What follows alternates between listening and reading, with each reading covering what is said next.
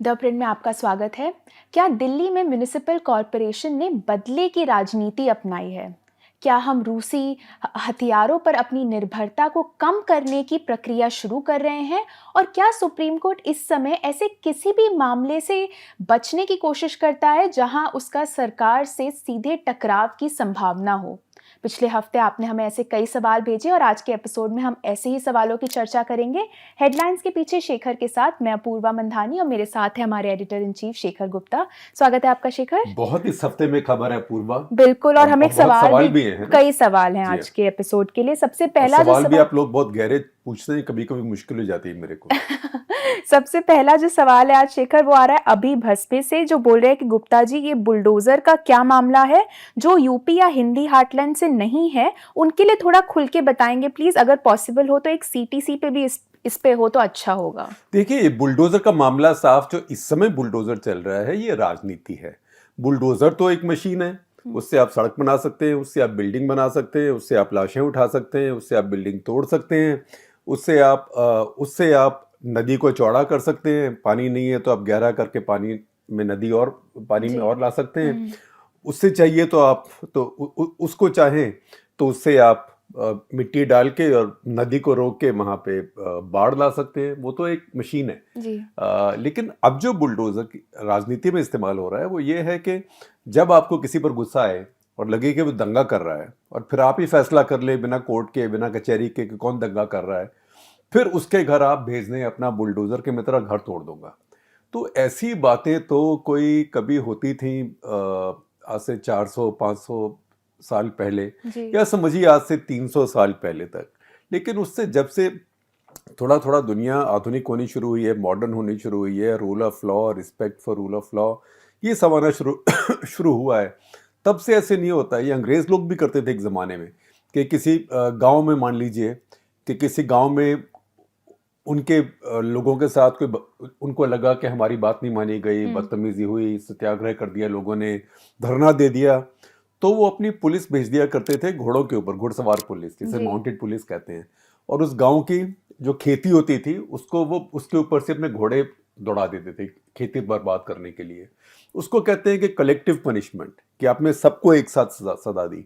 और ऐसे ही अंग्रेज़ों के टाइम में कलेक्टिव फाइन्स भी होते थे कि सारे गाँव को आपने जुर्माना कर दिया कि हमें नहीं पता किसने गड़बड़ की थी, लेकिन सबको जुर्माना, इसका मतलब है आगे से आप सब ध्यान रखना कोई गड़बड़ ना करे। तो ये सब पुरानी बातें हो चुकी हैं जी। और उसमें भी कोई तो एक डिटर्मिनेशन होता है ना कि हाँ ये सबूत है कि इसका कसूर है। अब इसमें अचानक ये कहना कि हमने तो इसलिए आज बुलडोजर भेजे, कल आपके यहाँ दंगा हुआ, आज हमने बुलडोजर इसलिए भेजे कि आपके यहाँ बहुत एंक्रोचमेंट्स हैं या आपके यहाँ अवैधिक निर्माण है, तो उसकी एक ड्यू प्रोसेस होती है। आपको पहले नोटिस भेजना पड़ता है, जिसके घर पे आपको ऑब्जेक्शन हो उसको फिर जवाब देने का समय मिलता है, फिर आप उसको जवाब दें, फिर उसको अपील का समय मिलता है। ये कोई अंधेर नगरी चौपट राजा तो है नहीं कि, और ना ये कोई किसी नवाब का या किसी बादशाह का या कोई किसी महाराजा का कोई समय का राज है। अब ये लोकतंत्र है, यहाँ पे संविधान है, यहाँ पे कानून है, यहाँ पे कोर्ट है, और अगर आप यही कर रहे हैं तो फिर इसको भी आप एक ऐसे तरीके से कर रहे हैं कि एक ही वर्ग को आप टारगेट कर रहे हैं जी। तो ये फिर इक्वालिटी जो होती है, कानून के सामने सब बराबर हैं, वो तो बात कुछ रही नहीं। इसी पर काफ़ी सवाल आए हमारे पास इस समय। निजिल आनंद जो है वो पूछ रहे हैं, वो बोल रहे हैं कि दिल्ली में म्युनिसिपल कॉरपोरेशन ने बदले की राजनीति अपनाई है, लेकिन आपको नहीं लगता कि अभी अवैध निर्माण के बारे में कुछ करना बेहतर है ताकि अब से 30 साल बाद ये समस्या सामने ना आए? बिल्कुल, आपकी बात बिल्कुल ठीक है और मैं आपको बताता भी हूँ कहाँ शुरू करना चाहिए। ये शुरू करना चाहिए यहाँ पे नहीं, दिल्ली के झुग्गी झोपड़ियों में गरीबों के यहाँ नहीं, ये शुरू करना चाहिए दिल्ली में एक जगह है जिसको सैनिक फार्म कहते हैं, जिसको कि मैं रिपब्लिक ऑफ सैनिक फार्म कहता हूँ। वो ज़्यादातर इलीगल है, गैर कानूनी है। वहाँ पे कोई घर बनना ही नहीं चाहिए था। बड़े बड़े आदमियों ने ज़मीन लेके वहाँ बड़े बड़े घर बनाए। ऐसे आपको अमेरिका में घर क्या मिलेंगे, इतने बड़े बड़े घर हैं। सरकार ने वहाँ कोई सड़क नहीं बनाई, ये फ़र्क पैदा है, अपने आप ही उन्होंने सड़कें बना ली हैं। सरकार ने वहाँ बिजली नहीं दी क्योंकि आप तो इलीगल है, ये फ़र्क पैदा है, उन्होंने बड़े बड़े जनरेटर लगा के वहीं पे अपनी बिजली डिस्ट्रीब्यूट करते हैं सबके अंदर और बिल भी इकट्ठा करते हैं। और उसमें जो आउटसाइडर है, जैसे हमारा जैसा वहां पे जाए गाड़ी लेके, तो कहेंगे आप यहाँ टोल दीजिए। मतलब जिस देश अच्छा। में सरकार टोल लगाती है, वहां पे एक बिल्कुल गैर सरकारी एक और साम्राज्य बना हुआ है जो आपसे टोल लेते हैं ताकि आम आदमी वहां उनकी सड़क पे ना आ जाए। तो इतने साल से उनका मामला कोर्ट में चल रहा है। जी। हर कोर्ट में, हर सुप्रीम कोर्ट, हाई कोर्ट, सब जगह चल चुका है। कभी स्टे मिल जाता है, कभी कुछ और होता है, फिर कुछ और होता है, बड़े बड़े वकील उनकी तरफ से आते हैं। तो अगर आप में हिम्मत है, दमखम है, तो आप वहां से शुरू कीजिए। अगर आप वहां कर पाएंगे, उसके बाद फिर आपकी एक तरह से मॉरल अथॉरिटी भी होगी, आपकी नैतिक अथॉरिटी भी होगी कि मैं जाके गरीब को भी ठोक सकूं। जी। लेकिन अमीर जो मर्जी करे और गरीब बेचारे को आप जाके, गरीब मार जिसको कहते हैं, वही हो रही है ये भी। तो ये सर, ये बकवास की बात है। जब तक कि वो रिपब्लिक ऑफ सैनिक फार्म, मैं तो कहता हूं कि हमारे देश, हमारी शहर के अंदर ये विदेशी मुल्क है, वो सैनिक फार्म है। अच्छा। अगर वो खड़ा हुआ है जिसको कोई कुछ नहीं कर पा रहा, तो आपके पास अब किस, आपको शर्म आनी चाहिए किसी गरीब आदमी को कहते हुए। और ये वो शहर है जहां पे कांग्रेस, बीजेपी और आम आदमी पार्टी तीनों एक के ऊपर एक चढ़ के बोलते हैं कि मैं सारी अनऑथोराइज्ड कॉलोनीज को लीगलाइज करूंगा। बीजेपी ने 1600 कॉलोनीज को लीगलाइज कर दिया, कांग्रेस ने कहा हमने उनको पहले ही लीगलाइज कर दिया था, आम आदमी पार्टी कहती है उनको भी हमने भी लीगलाइज कर दिया। तो ये आपका जो कंपटीशन है दिल्ली की राजनीति में, वो तो गैर कानूनी कॉलोनियों को और निर्माण को कानूनन बनाने के लिए है, और आप कर चुके हैं। उसके बाद जब आपका दिल आया, बुलडोजर लेके कहीं पहुंच गए। ये बिल्कुल जानता नहीं मेरा बाप कौन है टाइप की सरकार बिल्कुल। का काम है। अगला जो सवाल है वो डॉक्टर राजन की तरफ से आ रहा है। वो पूछ रहे हैं कि क्या माइनॉरिटीज के खिलाफ हिंसा पर विपक्ष की चुप्पी केजरीवाल की सफलता से एक सबक है या फिर भाजपा के हिंदुत्व से बाहर रहने के लिए एक सोची समझी मत है?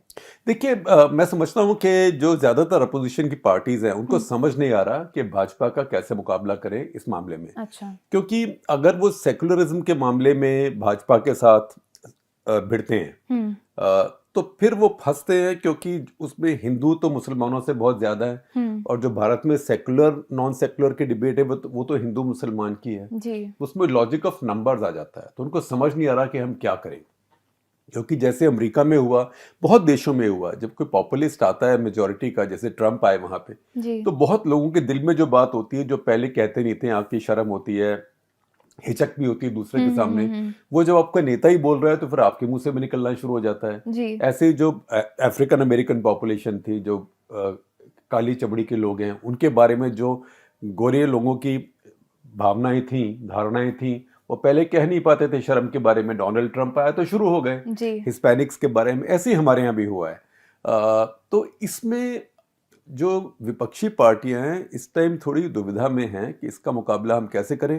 क्योंकि जैसे ही वो बोलते हैं तो कहते हैं जी आप तो मुसलमानों की पार्टी हैं, आप तो अपीजमेंट, तुष्टीकरण की पार्टी हैं, तो उसका जवाब नहीं मिलता। अब आप देखिए जैसे ममता बनर्जी है, अब उनको देखिए जिन्होंने इसका मुकाबला सफलतापूर्वक किया है। ममता बनर्जी हैं, उन्होंने ठीक है अब आजकल हिजाब विजाब पहन के ईद के दिन, रमजान के दिनों में नजर आना कम कर दिया है, इतना नजर नहीं आती है। लेकिन और दूसरी तरफ वो भी चंडी पाठ कर देती है मंच पे खड़े होके कि मैं, ये मत कहो कि मैं हिंदू नहीं हूं, मैं हिंदू भी हूं। लेकिन क्योंकि उनको पता है कि मुसलमान तो उनके साथ है और उनके यहाँ मुसलमान के साथ कोई ज्यादती नहीं हो पाती है। तो एक तो ये तरीका है। दूसरा तरीका यह है जैसा कि अरविंद केजरीवाल का तरीका है, क्योंकि दिल्ली में है, दिल्ली में लॉ एंड ऑर्डर तो मेरे पास है नहीं। अब जो हो जाए पुलिस वाले कर रहे हैं, तो सरकार की जिम्मेवारी है, केंद्र सरकार की जिम्मेवारी है। लेकिन हाँ, मैं मुसलमान को कोई नुकसान नहीं करूंगा, लेकिन मैं उसकी बहुत बात भी नहीं करूंगा। और मैं बीजेपी को ये मौका नहीं दूंगा कि वो ये कहे कि मैं प्रो मुस्लिम हूँ या मैं वोट बैंक की राजनीति कर रहा हूँ। तो वो फिर जैसे शाहीन बाग में नहीं पहुंचेंगे, वो उसके बाद दंगे होंगे वहां भी नजर नहीं आएंगे, चाहे हिंदू मरे चाहे मुसलमान मरे, अभी भी वो नजर नहीं आएंगे ये बुलडोजर वाले संदर्भ में भी। पर उनको पता है कि जब दिल्ली में चुनाव होगा, दिल्ली शहर में, तो कांग्रेस तो वहां है नहीं, तो मुसलमान किसको वोट देगा? उन्हीं को आके वोट देगा। ऐसे ममता बनर्जी जानती हैं कि बंगाल में मुसलमान किसको वोट देगा? उन्हीं को वोट देगा। अब ये एक बड़ी दिलचस्प बात चल रही है महाराष्ट्र में। महाराष्ट्र में भी मुस्लिम वोट है, और वहां तो अब जो सो कॉल्ड, जो कहने के लिए सेकुलर फोर्सेस हैं, कांग्रेस और एनसीपी, उनके साथ तो अब शिवसेना जुड़ी हुई है और शिवसेना उनमें लीडिंग पार्टी है, मुख्यमंत्री भी उसका है। शिवसेना हमेशा से देखी जाती रही है कि एंटी मुस्लिम पार्टी है, पर अब देखिए ये बड़ी समझने की चीज़ है कि शिवसेना कैसे अपनी लाइन को ठीक कर रही है पहले से। जब बीजेपी उसको कहती है कि आप तुष्टीकरण कर रहे हो, आप एंटी हिंदू हो, तो बोलते हैं आप कैसे प्रो हिंदू हो, आपने तो मस्जिद तोड़ने को बुरा कह दिया अयोध्या में, आपने कह दिया शर्म की बात है। जी। हैं? हम तो हमेशा कहते हैं, बाला साहब ने कहा कि सबसे अच्छी बात है, हमारे लोग तो गए थे तोड़ने के लिए, आपने कहा हमने नहीं तोड़ी। हाँ, बाला साहब ने तो कहा हमने तोड़ी है। तो उनका ये तरीका है उससे डील करने का। तो हर कोई अपना तरीका निकाल रहा है। इसमें जिस पार्टी को सबसे कम समझ आ रही है वो कांग्रेस पार्टी है। जी। और वो ये भी फंसी हुई है। अगला जो सवाल इसी से जुड़ा आ रहा है, आपने संक्षेप में इसकी बात भी की। इनका यूजर नेम है निंजा हथौड़ी। ये पूछ रहे हैं कि इनका सवाल हेट क्राइम्स पर है। वो पूछ रहे हैं कि क्या नफरत की भावनाएं हाल ही में उभरी हैं या ये लंबे समय से यही थी, लेकिन धर्मनिरपेक्षता, सॉफ्ट हिंदुइज्म और सहिष्णुता जैसे टूल्स का उपयोग करके इसे छुपा दिया गया था। ये आपकी बात कुछ हद तक ठीक है, लेकिन इस समय जिस तरह की हेट की भावना है ये बहुत ज्यादा हो गई है जी। और बहुत ज्यादा ये भी हो गई है कि लोगों को लगता है खुली छुट्टी है, हम कुछ भी कर लें तो कुछ होगा नहीं। अब ये जरूर है, जो बीजेपी के लोग हैं वो कहेंगे कि जी अभी तो इतने बड़े बड़े दंगे नहीं होते सांप्रदायिक जितने पहले होते थे, हजारों लोग मर जाते थे, दसियों हजार मर जाते थे। दिल्ली में एक सुबह 4 घंटे में 3,500 लोग मर गए, अब तो ऐसे नहीं होते हैं। वो बात भी ठीक है, लेकिन सवाल यह है कि जैसे समय बीतता है, जैसे समाज परिपक्व होते हैं, जैसे देश मैच्योर होते हैं, परिपक्व होते हैं, तब उनकी जो टॉलरेंस है दंगों के लिए वो भी कम हो जाती है। जी। तो पहले एक दंगे में 10,000 मर गए, आज किसी दंगे में अगर भगवान ना करे 50-100 भी मर जाएं तो बहुत बड़ी बात है। आप देखें कि गुजरात के दंगों में 1200-1300 के करीब मरे। जी।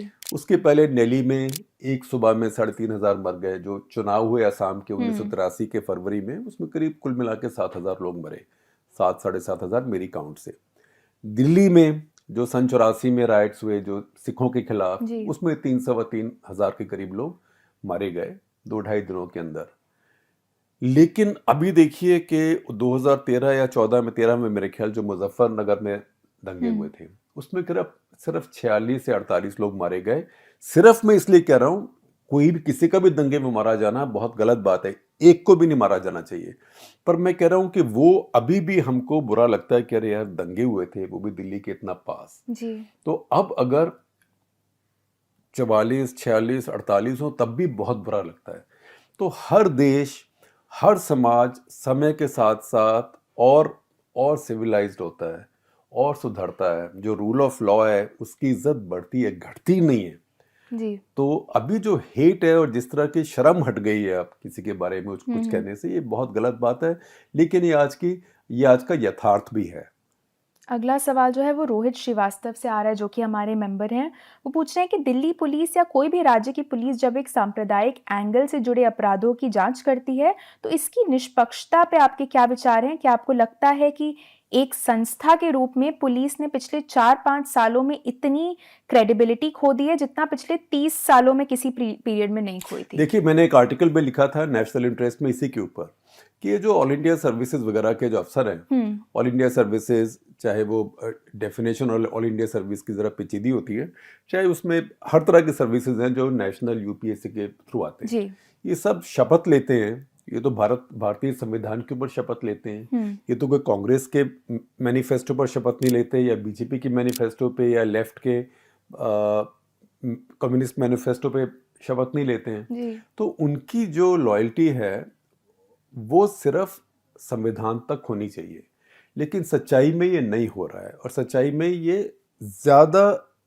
ये टेंडेंसी जो है नहीं करने की, ये बढ़े जा रही है।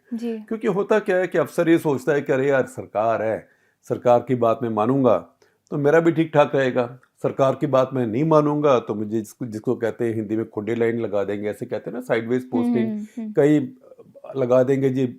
DG police computers, DG police housing, DG police welfare, तो ऐसे फालतू आपको सैलरी मिलती रहती है, काम करने के लिए कुछ नहीं होता। तो ये लोग फिर एक शॉर्ट टर्म कॉम्प्रोमाइज करते रहते हैं और ये बहुत ही एक गलत बात है। अगला जो सवाल है वो आ रहा है श्रीजन राज सान्याल से, जो पूछ रहे हैं कि हम पूरे यूरोप में राइट लीनिंग नेताओं का राइज देखते हैं और ये ट्रेंड फ्रांस के चुनावों में ल पेन के साथ जारी होते हुए दिख रहा है। क्या आपको लगता है कि ये यूरोपीय संघ के भविष्य को अस्थिर करने वाला है? देखिए, कहीं राइट का राइज है, कहीं और राइट भी अलग अलग तरह के हैं। जी। क्योंकि जब मैक्रोन आए थे लोगों ने कहा ये भी एक तरह का राइट ही है, सिर्फ इसलिए क्योंकि वो लेफ्ट नहीं थे। तो उन्होंने एक सेंटर में जगह बनाई। अब ये जो ऑर्बान का जो चुनाव हुआ है हंगरी में, ये अलग बात है क्योंकि वो चुनाव ही शैम है। वो चुनाव वहाँ पे कुछ कुछ वैसे ही है जैसे पुतिन का चुनाव होता है। जी। जो हमसे टकराएगा चूर चूर हो जाएगा चुनाव से पहले ही, है ना। तो सब उन्होंने कब्जे में अपने काबू किया हुआ है, पैसा भी अपने पास में है, कंट्रीब्यूशन भी सारी अपने पास ही आती है। और फिर जो मीडिया है वो या सरकारी मीडिया है वहाँ पे, या उसको उन्होंने अपने दोस्तों से खरीदवा दिया है। कुछ लगता है ना, आप पहचानी हुई बात कुछ कुछ यहाँ भी हो रही है। तो फिर वो जो अपोजिशन वाला आता है उसको कोई ना मीडिया टाइम देता है जी। ना उसके पास पैसा है, और वो चुनाव को भी फिक्स कर लेते हैं। तो वो उससे नहीं सोचना चाहिए कि हर जगह राइट के लोग जीत रहे। एक ब्रेक्सिट, बोरिस जॉनसन जो हुआ ब्रिटेन में, वो एक अलग चीज थी और वो एक अलग तरह का राइट है। लेकिन जो फ्रांस में लिपेन जो खड़ी हुई हैं, ये बिल्कुल अलग तरह का राइट है। जी। क्योंकि वो राइट है, वो पुतिन की फैन है, वो इस्लामोफोबिक है, और वो तो बल्कि उनसे भी एक राइट ग्रुप है फ्रांस में जो कहता है कि इस्लाम और फ्रेंच कल्चर में इतना विरोधाभास है कि वो कभी साथ रह ही नहीं सकते। और आप देखें कि फ्रांस में 8% आबादी वहाँ की मुसलमान है। जी। करीब 60 लाख आबादी। फ्रांस कोई छोटा देश नहीं, यूरोप के हिसाब से बड़ा देश है। तो करीब 58 से 60 लाख तक वहाँ मुसलमान हैं। उनके साथ बहुत टेंशन भी चल रही है। जैसे वहाँ पे नकाब बैंड है, जी। बुर्का बैंड है, बुर्कीनी जिसको कहते हैं वो बैंड है, लेकिन वहाँ पे हिजाब बैंड नहीं है। तो अब जो लिपेन आके कह रही है कि मैं हिजाब भी बैन करूंगी, जी। और वो ये भी कह रही है कि मैं हलाल भी बैन करूंगी। तो जैसे हमारे यहाँ डिबेट हो रही है कुछ कुछ, वैसे वहाँ भी हो रही है। जी। तो मैक्रोन कह रहे हैं बकवास बात है, लेकिन मैक्रोन भी देखिए उन्होंने भी जो इस्लामिक ग्रुप्स हैं उनके ऊपर बहुत स्ट्रांग एक्शन लिया है। कई मस्जिदें बंद करा दी, कई जो उनके सेंटर थे, जो उनकी संस्थाएं थी कि वो रेडिकलाइज कर रहे हैं लोगों को। तो वो लेकिन सेंटर में है। लिपेन एक और हद तक चली गई है। जी। तो ये दुनिया में एक खींचातानी चल रही है, पर ये जरूर है कि जो लेफ्ट है दुनिया में वो थोड़ा सा कमजोर है। लेकिन अगर आप देखें साउथ अमेरिका, लैटिन अमेरिका, वहां पर धीरे धीरे थोड़ी सी लेफ्ट की वापसी भी हो रही है। तो ये तो एक जिसको कहते हैं काल चक्र है, ये चलता रहता है। अगला जो सवाल है वो करण बेदी से आ रहा है, जो पूछ रहे हैं कि रूस से हेलीकॉप्टरों की डील कैंसिल करने और रुद्र हेलीकॉप्टर के ऑर्डर करने पर क्या हम रूसी हथियारों पर निर्भरता से हटने की प्रक्रिया शुरू कर रहे हैं? देखिए, ये बहुत अच्छा है कि हम रूसी हथियारों से हटने की प्रक्रिया शुरू कर रहे हैं, क्योंकि सबसे अच्छी बात ये है कि अपनी हथियार हों। जी। लेकिन आजकल के ज़माने में और हथियार इतनी पेचीदा चीज़ होते हैं, ख़ास करके जो मिसाइल होते हैं या विमान होते हैं या पनडुब्बियाँ होती हैं, कि वो आमतौर पे किसी देश के पूरी तरह से अपने नहीं होते। जी। कुछ ना कुछ सामग्री कहीं और से आई होती है। जैसे चीन के भी बहुत हथियार हैं, उनके काफ़ी अपने होते हैं, लेकिन उनमें भी कईयों पर इंजन उनके और बाकी सामान या डिज़ाइन रूस से आते हैं। उसको फिर वो बड़े शातिर हैं, उसको वो री इंजीनियर कर लेते हैं। जी। नकल करने में बहुत तेज़ है। तो फिर मेड इन चाइना का ठप्पा लगा दिया उसके ऊपर। तो हम भी जैसे अपने विमान बना रहे हैं, मान लीजिए तेजस बना रहे हैं। जी। तो तेजस के अंदर भी जो इंजन है G404, वो अमेरिकन इंजन है। और ऐसे फ्लाई बाय वायर है, वो एक और देश से आया है। जो फायर कंट्रोल सिस्टम्स हैं, ये सब जगह से मिला के तो आप बनाते हैं अपने आप, लेकिन आपके दुनिया भर में कनेक्शंस होने चाहिए। जी। कई सिस्टम हमारे इजराइल से आते हैं हमारे फाइटर प्लेन्स के लिए। तो यही हेलीकॉप्टर्स में हो रहा है। जो हमारे हेलीकॉप्टर से, जहाँ तक मुझे याद है, जो पहले बन रहे थे, मेरे ख्याल अभी भी वही हैं। ये जर्मन इंजन आ रहा है इनके लिए, मैसेरश्मिट का मेरे ख्याल इंजन है। तो उससे फिर आप एक देश पर निर्भर नहीं होते हैं। जी। और उससे अगर आपको जुगाड़ भी कल को करना हो तो आप अपने आप कर सकते हैं।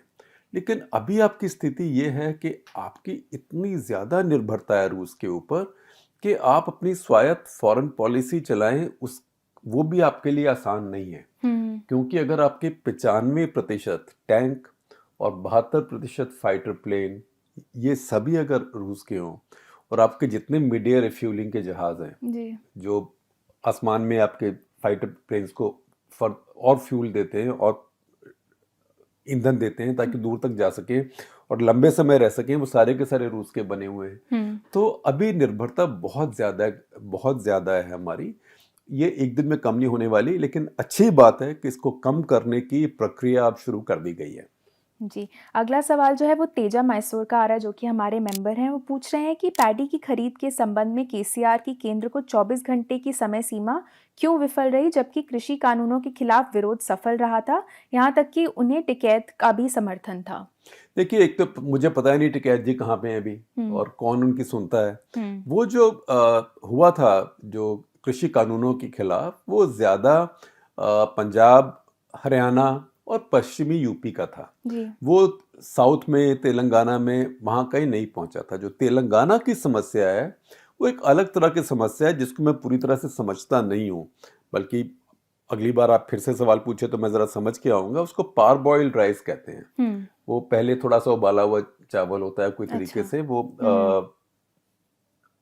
तो उसको प्रोक्योर करना होता है, तो भारत सरकार उसको प्रोक्योर नहीं कर रही है। और अभी केसीआर सरकार की इतनी दिल्ली के अंदर उनका इतना दमखम नहीं है कि वो केंद्र सरकार के मुकाबले खड़े हो पाए। चुनाव भी आ रहा है थोड़े दिनों में ही तेलंगाना में, और इस चुनाव में उनका जो मुकाबला होगा वो कांग्रेस से नहीं होगा, वो बीजेपी से होगा, उनको भी पता है। तो वहाँ का मामला अलग है, फार्म लॉज का मामला अलग है। जो फार्म लॉज वापस ली गई, फार्म कानून, वो खास करके इसलिए ली गई कि ये लगा था मोदी सरकार को कि जो सिख जनता है उसके अंदर बहुत रोष बढ़ रहा है, और वो क्योंकि बॉर्डर स्टेट है तो वो नहीं चाहता थे कि वो बढ़े। अभी भी आप देखिए, मोदी जी लाल किले पर पहुंचे 400वें प्रकाश उत्सव पे गुरु तेग बहादुर के, तो वो भी अपनी तरफ से एक आउटरीच कर रहे हैं सिख कम्युनिटी के साथ, और उसी की चिंता में ये फार्म कानून भी वापस लिए गए। अगला सवाल आ रहा है सिद्धार्थ एस तोमर से, जो कि हमारे मेंबर हैं। वो पूछ रहे हैं कि क्या आपको लगता है इस समय सुप्रीम कोर्ट ऐसे किसी भी मामले को अवॉइड करती है जहां सरकार के साथ सीधे टकराव की संभावना हो? उदाहरण के तौर पर वो आर्टिकल 370 और इलेक्टोरल बॉन्ड्स की बात कर रहे हैं।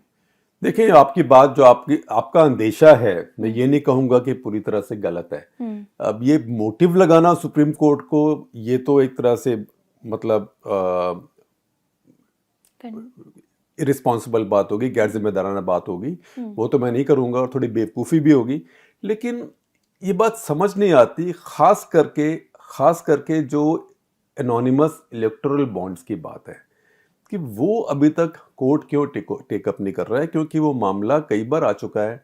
पहले कहा गया कि नहीं अभी तो चुनाव आने वाले हैं 2019 में, चुनाव के बाद करेंगे, अभी करेंगे। अब चुनाव से बहुत नजदीक हो गया, फिर चुनाव हो गए, चुनाव के बाद फिर नहीं आया। अच्छा, उसके अंदर एक और चीज अटकी हुई है। वो सुप्रीम कोर्ट ने उस समय कहा था कि अगर इलेक्शन कमीशन चाहे तो ये इसके डिटेल रिलीज कर सकता है कि किसने किसको, कितनी पार्टी को कितना पैसा दिया। अब चुनाव आयोग भी नहीं कर रहा है, हालांकि वो भी इंस्टीट्यूशन है, उसको भी इंडिपेंडेंटली काम करना चाहिए, चलो उसको छोड़ दीजिए। लेकिन सुप्रीम कोर्ट उसको निर्देश देने को भी तैयार नहीं है। फिर वो चुनाव चला गया, उसके बाद तो इतने राज्यों में चुनाव हो चुके हैं, 3 साल हो गए, 2 साल में नए देश में चुनाव हो जाएंगे, बिल्कुल पूरे 2 साल में, मई में 2024 में। तो अब क्या करेंगे? अब अगर 1 साल 1.5 साल इसको और लेके बैठेंगे तो फिर बोलेंगे अरे भाई फिर चुनाव आने वाले हैं। तो ये बात मुझे समझ नहीं आई, क्योंकि वो बहुत ही एक महत्वपूर्ण केस है। क्योंकि उसमें देखिए, हमेशा अंग्रेजी में भी हम कहते हैं कि sunlight is the best disinfectant, कि आपको सारे शरीर के ऊपर, आपको सारी दुनिया में आपको सैनिटाइजर स्प्रे करने की जरूरत नहीं है। आप धूप में आ जाइए, धूप से सब मर जाते हैं जीवाणु। तो ये धूप जो होती है, सनलाइट, ये होती है पारदर्शिता। अब आप इलेक्टोरल बॉन्ड्स में दिए जाएं, आप जिस पार्टी में आपकी श्रद्धा हो उसको दें, लेकिन आप सीक्रेटली क्यों दें? अच्छा, ये भी नहीं है कि ये पक्का सीक्रेट है, क्योंकि सरकार को तो पता है जी। क्योंकि आप देते हैं स्टेट बैंक ऑफ इंडिया में, स्टेट बैंक ऑफ इंडिया सरकार का है, तो सरकार को पता है बेटा तुमने मुझे पैसे नहीं दिए, तुमने फलाना पार्टी को पैसे दिए, तो उसके पास फटाफट सीबीआई, ईडी, सीबीडीटी सब पहुंचते हैं वहां पे जी। तो ये और ये कोर्ट को भी पता है ये बात। इसके बावजूद उसको इतने समय से ठंडे बस्ते में डाल के रखना, जिसको कि हिंदी भाषी प्रदेशों में कहते हैं लंबित कर देना, जी। तो उसको हमेशा के लिए लंबित किया हुआ है। ये बात समझ नहीं आती है। अगला सवाल जो है वो दिवाकर सिंह से आ रहा है, जो पूछ रहे हैं कि भारत के बारे में इल्हान उमर की टिप्पणी और हमारे विदेश मंत्रालय की प्रतिक्रिया के बारे में आप क्या सोचते हैं? देखिए, इल्हान उमर भी जो हैं ये भी अपनी वोट बैंक राजनीति करती हैं। ये सोमालिया से आई हैं, अमेरिका में अब सेटल्ड हैं। अब उनके जो वोटर हैं वो एक तरह के हैं, उनकी कम्युनिटी के भी हैं, तो उनको लिए वो बात करनी ज़रूरी होती है। और ये अपने ज़ाती ट्रिप पे आई हैं, व्यक्तिगत ट्रिप पे आई हैं पाकिस्तान में, सरकारी ट्रिप नहीं है, कांग्रेस का भी नहीं है, अपने आप आई हैं। तो आप देख सकते हैं क्यों आई हैं। ये जो अमेरिकन राजनीति भी जो है डेमोक्रेटिक पार्टी की, उसमें भी ये रेडिकल लोग हैं। उसमें 3-4 लोग हैं, जैसे एओसी है। ये इन सबको नाम रखा था डोनाल्ड ट्रंप ने द स्क्वाड, तो अब इनको नाम वो चिपक गया है, द स्क्वाड ही कहते हैं। तो इनको अल्ट्रा लिबरल लेफ्ट के लोग माना जाता है। इतने लेफ्ट हैं ये कि ये सोचते हैं कि जो बाइडेन भी राइट विंग ठग है। जैसे जेएनयू में होता है ना, जेएनयू में जो लोग लेफ्ट पॉलिटिक्स करते हैं वो सोचते हैं कि सीपीएम है वो बड़ी खतरनाक राइट विंग पार्टी है। तो ऐसे ही ये लोग सोचते हैं कि जो बाइडेन बड़ा खतरनाक राइट विंग आदमी है, बर्नी सैंडर्स टाइप को होना चाहिए था। बर्नी सैंडर्स तो बने नहीं वहां पे। तो ये लोग अपना एक हेडलाइन हंटिंग करते हैं। और वो उनमें इल्हान उमर भी एक चैंपियन है, तो उसी लिए आई है। अब ठीक है, जो भारत की प्रतिक्रिया थी वो भी होनी थी, क्योंकि वो पाक अधिकृत कश्मीर में गई थी जी। और वहां कुछ बोला। हालांकि अगर आप मुझसे पूछें तो वो क्या है, वो एक कांग्रेस वुमेन है, कहीं बोली कहीं गई, आपको चुप रहे, कोई लिख देता है वो बोल रही हैं, आपका भी कोई एमपी बोल देगा उसके बारे में। भारत सरकार को इतना सीरियसली लेना। आप सोचिए कि मान लीजिए कोई आयरलैंड की एमपी होती या मान लीजिए कोई बोत्सवाना की एमपी होती, तो कोई परवाह नहीं करता। ये सिर्फ हमारी भी जो अमेरिका के बारे में बहुत एक थिन स्किन रिस्पॉन्स होता है। अगला सवाल जो आ रहा है वो अज्ञात का आ रहा है, जो कि हमारे मेंबर हैं, हमें कई बार क्रिकेट से जुड़े सवाल भेजते हैं। वो पूछ रहे हैं कि बुधवार शाम वेस्ट इंडीज के T20 कप्तान कायरन पोलार्ड को अंतर्राष्ट्रीय क्रिकेट से संन्यास की घोषणा कर दी उन्होंने। अब उनके बाद किसे वेस्ट इंडीज की T20 टीम की कमान सौंपी जाएगी, और अक्टूबर में होने वाले वर्ल्ड कप में एक अनुभवी कप्तान की कितनी कमी वेस्ट इंडीज को खलेगी? देखिए, अलग अलग चीजें। पहली बात है, जहां तक कायरन पोलार्ड की बात है, अगर उनको आप देखें खेलते हुए आईपीएल में, उनको तो काफी दिन पहले रिटायर हो जाना चाहिए था। उनका वजन भी बढ़ गया है। हालांकि उन्होंने कल एक कैच अच्छा लिया था, लेकिन उससे ज्यादा वो कुछ खास कर नहीं पाते हैं, बैटिंग में भी नहीं कर पाए। देखिए, कोई कितना भी बड़ा सितारा हो, एक समय आता है जब उसके जाने का टाइम होता है। तो ये जब सुनील गावस्कर ने अपनी रिटायरमेंट ली, और जब रिटायरमेंट ली तो आखिरी मैच में 97 रन बनाए, 97, और वो भी ऐसे पिच पर बनाया जो बिल्कुल टूटा हुआ था बेंगलोर में। और इकबाल कासिम और तौसीफ मेरे ख्याल सामने से पाकिस्तान की बॉलिंग कर रहे थे, इतनी बॉल टर्न हो रही थी, छलांग मार रही थी। वो एक उनकी सबसे अच्छी इनिंग्स में मानी जाएगी। उसके बाद रिटायरमेंट कर दी 87 में। तो उनसे पूछा, भाई अभी क्यों रिटायर हो रहे हो? तो उन्होंने कहा, रिटायर तब होना चाहिए जब लोग पूछे वाई नाउ, अभी क्यों। ऐसे मत अपने आप को खींचे जाओ कि लोग बोले भाई अभी क्यों नहीं जाओ। तो मुझे लगता है कि कायरन पोलार्ड लंबा खींच गए, और अभी वो पावर हिटर है, लेकिन इस बार आप देखिए पावर हिटिंग भी नहीं कर पा रहे हैं। एक आध छक्का कहीं मार दिया तो मार दिया, अभी कोई मैच वो नहीं जीत पाए हैं। और एक कारण जो बंबई की टीम का इतना खराब है इस समय आईपीएल में, वो यही है कि मुंबई की टीम कुछ पुराने स्टार्स को चिपकी हुई है जी। क्योंकि जो T20 का गेम है ये नौजवानों का गेम है। तो ये दूसरा पॉइंट है। दूसरा पॉइंट ये है कि आप देखिए, जिस साल भारत T20 में वर्ल्ड कप जीत के आया, उस साल भारत अपने सारे स्टार्स को पीछे छोड़ के गया था, नई टीम लेके गया था। जोगिंदर शर्मा ने बॉलिंग की फाइनल ओवर, कौन जानता है उसको जी। तो जिसको कहते हैं अंग्रेजी में हॉर्सेस फॉर कोर्सेस, कि जैसे भागने का मैदान हो वैसे घोड़े चुन के लाइए। तो T20 जो अभी है नौजवान लोगों का खेल है। और अब देखिए, जो टीमें अच्छा खेल भी रही हैं, जैसे कि अभी आप देखें राजस्थान अच्छा खेल रही है इस बार, गुजरात भी अच्छा खेल रही है, हैदराबाद अच्छा खेल रही है, दिल्ली बेहतर है, पंजाब भी बेहतर है, लेकिन चेन्नई और बम्बई सबसे खराब है। क्यों? क्योंकि उनमें सबसे ज्यादा पुराने स्टार्स हैं। बेंगलोर भी ऐसे ही है कि सबसे ज्यादा पुराने स्टार्स हैं। अब मुझे पता है कि हमारे यहाँ ऐसी बात कहना बड़ा खतरनाक होता है, लेकिन अगर जो T20 वर्ल्ड कप हो रहा है इस बार, उसमें मैं नहीं समझता कि रोहित शर्मा के और विराट कोहली के जाने का कोई भी औचित्य है। नई टीम जानी चाहिए। जो लोग अपनी 30 के ऊपर हो चुके हैं, मैं ये नहीं कहता 30 के ऊपर होकर खेल नहीं सकते, लेकिन उनको वनडे इंटरनेशनल खेलें, टेस्ट मैच खेलें। लेकिन T20 एक बहुत अलग तरह का खेल है और कायरन पोलार्ड इसमें बहुत ज़्यादा आगे चल गए।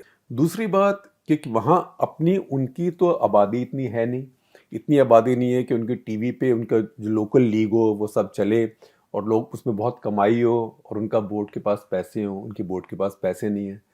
उनकी बोर्ड के पास पैसे नहीं है तो अपने खिलाड़ियों को जब वो देश के लिए खेलते हैं इतना पैसे नहीं दे पाती, तो खिलाड़ी नाराज होते हैं। खिलाड़ी कहते हैं मेरा तो इतना टैलेंट है, मुझे पैसे नहीं मिल रहे, मैं देश के लिए खेलूंगा ही नहीं, मैं दुनिया भर की लीग्स खेलूंगा। तो बहुत अच्छे खिलाड़ी ऐसे हैं वेस्ट इंडीज के जो अब देश के लिए खेलते ही नहीं है। देश मतलब जो वेस्ट इंडीज के लिए जी खेलते ही नहीं है, तो अब वो सिर्फ लीग्स में दुनिया भर में खेलते हैं। तो वेस्ट इंडीज की बहुत बड़ी समस्या है और इसीलिए जैसे भारत जैसे बोर्ड है जिसकी बहुत कमाई है, वो इस समय वेस्ट इंडीज की उस कमाई से, जैसे वेस्ट इंडीज का बोर्ड, जिम्बाब्वे, ऐसे ऐसे देश हैं जहां बहुत मुश्किल है क्रिकेट को, तो उनको उससे भी मदद मिल रही है क्योंकि सबको हिस्सा मिलता है सबकी कमाई से। जी। तो वेस्ट इंडीज की क्रिकेट में बहुत समस्याएं हैं और ये एक बहुत ही ये अफसोस की बात है क्योंकि वेस्ट इंडीज की जो क्रिकेट है उसमें टैलेंट है, दम है और वो दुनिया की क्रिकेट को एक कैरेक्टर देते हैं। और अभी भी आप देखें कि ब्रावो, कल भी ब्रावो खेल रहे थे, एक तरफ ब्रावो थे, एक तरफ केरन पोलार्ड थे, तो वो एक कैरेक्टर लाते हैं खेल के अंदर। तो उनका डिक्लाइन होना और कैरन पोलार्ड का या ब्रावो का कहना कि अब हम अपने वेस्ट इंडीज के लिए नहीं खेलेंगे, अब हम क्लब्स के लिए खेलेंगे दुनिया भर में, ये बहुत बदकिस्मती की बात है। ये क्रिकेट के लिए ट्रेजेडी है। और फाइनली एक बात यह है कि वेस्ट इंडीज के जो आइलैंड्स हैं, जैसे बर्मुडा है, बारबेडोस है, जमैका है, गायना है, यहाँ पे लोग एक तो क्योंकि लंबे चौड़े हैं, लंबे भी बहुत हैं, अमेरिकन स्टाइल है, तो एक तो बास्केटबॉल और एथलेटिक्स ये सब शुरू हो गए हैं, तभी यूसेन बोल्ट वगैरह आते हैं। तो अलग अलग खेलों में वो चले गए हैं और क्रिकेट से उनकी रुचि कम होती जा रही है। जी। अगला सवाल जो है वो विक्रम सिंह का आ रहा है। वो पूछ रहे हैं कि हार्दिक पांड्या गुजरात टाइटंस के कप्तान के रूप में इस साल एक अच्छी ऑलराउंड परफॉर्मेंस दे रहे हैं। उनके प्रदर्शन को देखते हुए आपको क्या लगता है कि उनका भारतीय टीम के प्लेइंग 11 में सिलेक्शन हो जाएगा? देखिए, उनकी यही फिटनेस रही तो मैं नहीं समझता कि किसी भी तरीके से उनको भारतीय टीम से बाहर रखा जा सकता है। बल्कि अगर यही फिटनेस रही फिर तो वो भारत के ऑल फॉर्मेट प्लेयर बनेंगे। उनको टेस्ट में भी खेलना चाहिए क्योंकि जो भारत की 5वें बॉलर की समस्या है, जो 5वां बॉलर हो, जो बैटिंग बॉलर हो, तो उनके केस में तो बैटिंग बहुत अच्छी है, तो आप उनका बैटिंग बॉलर ले सकते हैं या मतलब बैटिंग ऑलराउंडर ले सकते हैं या बॉलर और बॉलिंग ऑलराउंडर ले सकते हैं। अभी जो बॉलिंग कर रहे हैं हर मैच में अपना कोटा बॉलिंग भी कर रहे हैं और 140 से ऊपर भी डालते हैं, तो इसका मतलब वो अच्छे इंडिया के 5th बॉलर भी हो सकते हैं और नंबर 7 बैटिंग के लिए भी या नंबर 6 या नंबर 7 के लिए भी वो बहुत मजबूत है। जी। तो मैं यही कहूँगा कि भारत के लिए सबसे अच्छी बात ये होगी कि इनकी फिटनेस रहे और IPL उसके लिए एक अच्छा टेस्ट है क्योंकि बहुत लंबी इंजरी से आए हैं और वो भी बैक की इंजरी है, पीठ की और लोअर बैक की, और जो जितना वर्कलोड होता है इंसान के शरीर पे उतना बैक की इंजरी का चांस ज़्यादा होता है। और ये तो ऑलराउंडर जो होते हैं, अब आप देखिए कि बेन स्टोक्स हैं, बेन स्टोक्स ने कितनी मुश्किल से और कितनी मुसीबतों का सामना किया है अपनी फिटनेस के लिए, और अब वो ज़्यादातर बैटिंग ही करते हैं, बॉलिंग थोड़ी बहुत इधर उधर करते हैं। तो बहुत ऑलराउंडर्स ऐसे होते हैं जो सारी चीज़ को सस्टेन नहीं कर पाते, खास करके जो फास्ट बॉलिंग ऑलराउंडर होते हैं। जैसे वॉटसन थे ऑस्ट्रेलिया के, वो काफ़ी समय तक चले। लेकिन अब देखिए विराट कोहली थे, शुरू में जब आए थे तो बॉलिंग भी करते थे, मीडियम पेस करते थे, कभी कभी कोई विकेट भी निकालते थे, फिर एक बार कंधे में चोट लगी, उसके बाद बॉलिंग बिल्कुल बंद हो गई। तो ये जो फास्ट बॉलिंग ऑलराउंडर है उसकी लाइफ बहुत टफ है। चलिए, इसी बात पे हमारा आज का एपिसोड यहीं ख़त्म होता है। आशा करती हूँ आपको एपिसोड पसंद आया हो। हमें कमेंट सेक्शन में ज़रूर बताएं और हर हफ्ते हमें इसी तरह से सवाल भेजते रहें। आप सभी का हमसे जुड़ने के लिए बहुत बहुत धन्यवाद। बहुत धन्यवाद आप सबका।